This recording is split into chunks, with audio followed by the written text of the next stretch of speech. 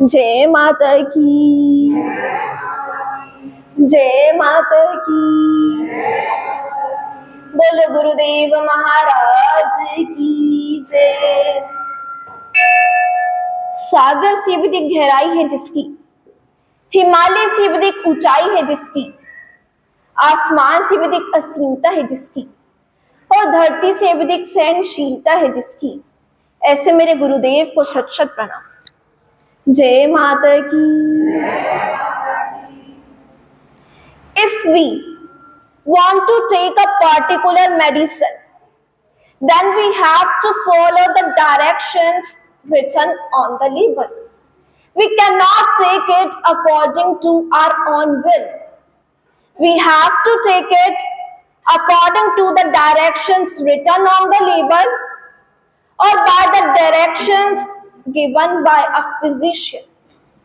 Similarly, if we want to reach the Supreme Lord, we want to reach the supreme power, then we have to go through the guidance of a knowledgeable Guru and work without any greed. जिस प्रकार जब हमारे शरीर में कोई रोग हो जाता है, कोई बीमारी होती है, तो हम अच्छे से अच्छा ट्रीटमेंट कराते हैं, अपना अच्छे से अच्छा इलाज करते हैं, अच्छी दवाई लेते हैं, अच्छी मेडिसिन लेते हैं, डॉक्टर के हिसाब से हर कार्य करते हैं। तो जिस प्रकार रोगों को दूर करने का माध्यम औषध है, जो हमारी बीमारी है उसको दूर करने का माध्यम औषध है, वैसे ही भगवान को पाने का माध्यम गुरु है, गुरुदेव महाराज है। क्योंकि गुरु ही है जो हर पल पर हमारी आवश्यकता को पूर्ण करते हैं और हमें भगवान के होने का एहसास कराते हैं। किसने ये सृष्टि बनाई है, कौन इस सृष्टि को चला रहा है और कौन विनाश का कर्म करता है, ये अनुभव हमें गुरुदेव महाराज ही कराते हैं। और हर चीज को पाने का एक माध्यम होता है, उसी प्रकार भगवान को पाने का माध्यम गुरु है। जय माता की। जिस प्रकार कुछ लोग ऐसे होते हैं जो दूसरों की खुशियों में खुश होते हैं, दूसरों के साथ बांटकर हर चीज को शेयर करके उनको अच्छा लगता है, दूसरों के दुख में खड़ा होना उनको अच्छा लगता है। तो ऐसे ही एक व्यक्ति था, बड़ा समझदार था और बहुत ही अच्छे टीचर्स और बहुत ही अच्छे गुरुओं द्वारा उसने बहुत अच्छी शिक्षा भी दी थी। बहुत समझदार और बहुत ज्ञानवान था और हर किसी की मदद करता था, हर किसी के दुख में खड़ा होना उसे पसंद था। जिस प्रकार भगवान कृष्ण पार्थ के सारथी थे, वैसे ही वो व्यक्ति हर किसी के दुख में हर किसी का सारथी बन जाता था, इतना अच्छा था। तो ऐसे करते करते उसका अंतिम समय आ जाता है। अंतिम समय आता है तो अपने पुत्र को अपने पास बुलाता है और कहता है कि मैंने अपना पूरा जीवन दूसरों की सहायता के लिए, दूसरों के अच्छे के लिए, दूसरों की खुशियों के लिए निकाल दिया, और अब अंतिम समय में मैं तुम्हें एक बात बताना चाहता हूँ कि एक छोटी सी सलाह है और तुम मेरे पुत्र हो और ये तो एक पिता का कर्तव्य है कि अपने बच्चों को अच्छी शिक्षा दे, अच्छी सलाह दे। तो तुम्हें एक सलाह देना चाहता हूँ। कहते हैं उससे पहले तुम ऐसा करो कि अपने एक हाथ में कोयला लेकर आओ और अपने दूसरे हाथ में चंदन ले आओ। तो बेटे को थोड़ा अजीब लगता है कि पिताजी क्या समझाना चाहते हैं, थोड़ा वियर्ड लगता है कि क्या कहना चाहते हैं, लेकिन फिर भी सोचता है कि पिताजी का अंतिम समय आने वाला है तो उनकी आज्ञा का पालन तो होना ही चाहिए, उनकी बात पूर्ण होनी चाहिए।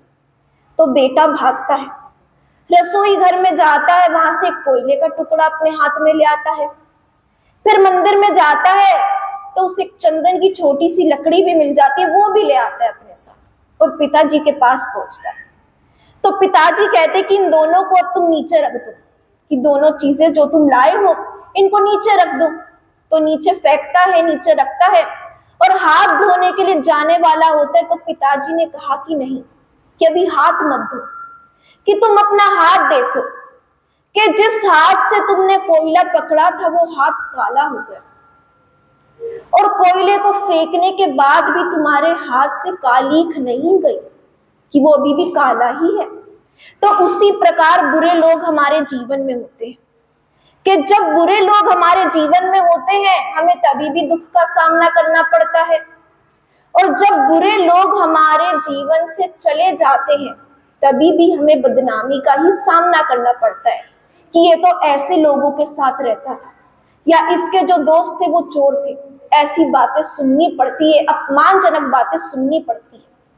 और दूसरी ओर जो सज्जन लोग होते हैं वो चंदन की लकड़ी के समान है कि जब तक वो हमारे जीवन में रहते हैं हमें ज्ञान देते हैं, अच्छी बातें सिखाते हैं, लेकिन जब वो हमारे जीवन से चले जाते हैं तो अपने ज्ञान से, अपने विचारों से हमारे जीवन को महका जाते हैं और भी खूबसूरत बना देते हैं।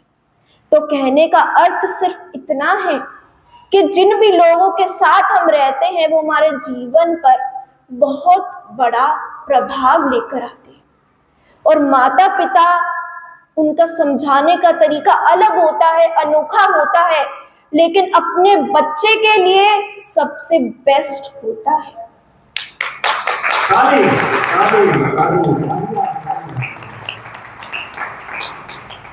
जब हम छोटे होते हैं तो अपने माता पिता पर निर्भर रहते हैं, उन पर डिपेंड रहते हैं। जब थोड़े बड़े हो जाते हैं तो अपने टीचर्स पर निर्भर रहते हैं, उन पर डिपेंड रहते हैं। जब और बड़े हो जाते हैं तो अपने लाइफ पार्टनर पर डिपेंड हो जाते हैं, और आगे जाकर अपने बच्चों पर डिपेंड हो जाते हैं।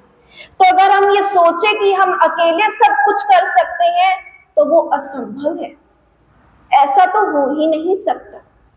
अकेले हम कुछ भी नहीं कर सकते। इस जीवन में हमें कहीं ना कहीं, किसी ना किसी मोड़ पर हर किसी की आवश्यकता पड़ती है, और माता पिता अपने बच्चे के लिए सबसे बड़े सहायक और सपोर्टर होते हैं।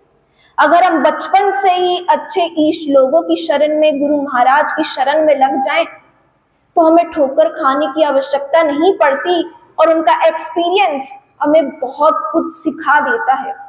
ये दुनिया तो सुंदर है, ये दुनिया सुंदर है, परंतु हमारा ही मन है जो सुंदर नहीं है, जो स्वच्छ नहीं है। जय माता की।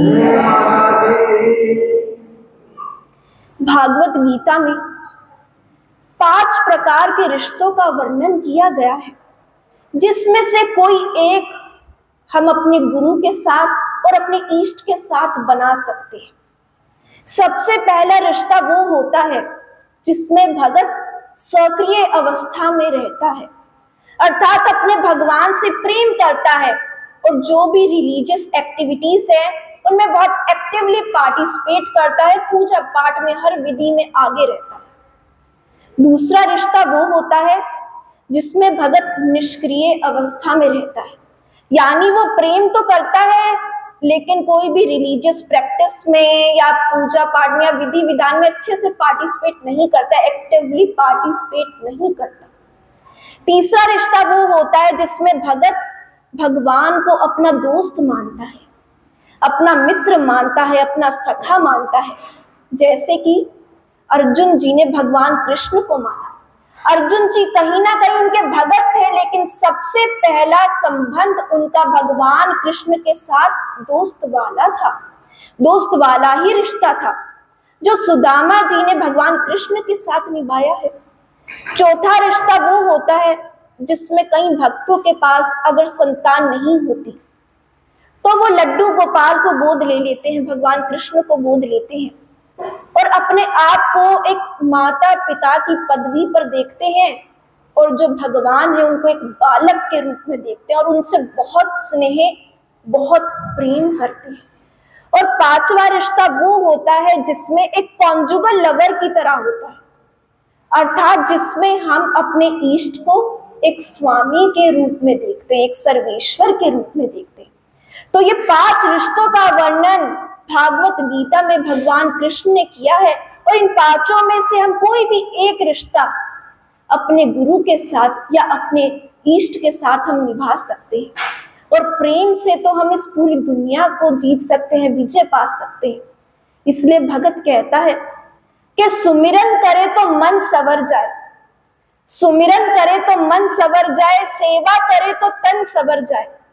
कितनी प्यारी है मेरे गुरु की बातें, कितनी प्यारी है मेरे गुरु की बातें, उन पर मनन करो तो ये जीवन सवर जाए।